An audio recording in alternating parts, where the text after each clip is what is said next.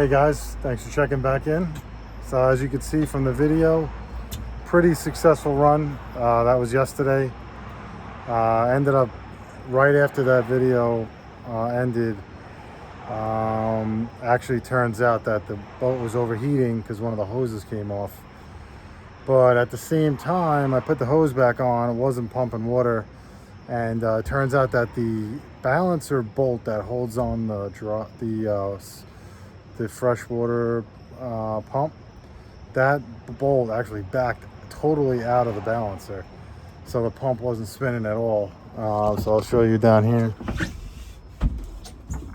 So this pump down right here, the bolt disconnects to a bracket, and that big crank bolt holds the bracket in. That bolt, even with Loctite, came out. I re-Loctited it. And so this thing was just hanging in midair, not spinning. So obviously, you know, and this hose popped off. I actually ordered a different T here. I don't like the T that's here. I want to get a bigger one. So I got that ordered, and that should solve that problem. So yeah, we ended up getting kind of stuck. We had to shut it down. I think it was at like 200. It was like 240 degrees when I realized I should have been keeping an eye on the gauges a little bit better. But I was just in awe. You know, the thing was running so good. You know, of course, what could go wrong? But it is what it is. You know, I was able. We anchored out, and actually, one of my customers lived like right on the water, kind of where we stopped. So we just limped it to his house, tied it up, and ran back to my shop, got some tools, was able to, you know, take the pump off, get that bolt back on there, got the pump back on, and then we were able to limp it back. Still having on top of that, still having, you'll hear it at the end of the video before this, where it was like it would just kind of just stop, like the fuel issue or something just cut out.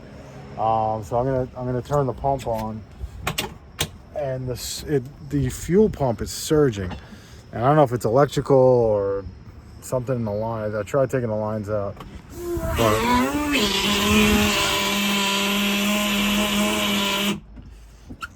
you'll see again when I do it again. It just surges. Doesn't seem to.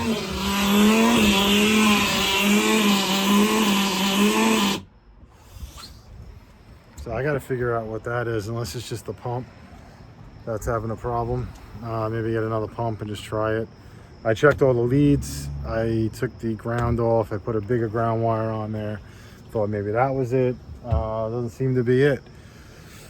But all in all, pretty good test. I tested it Saturday.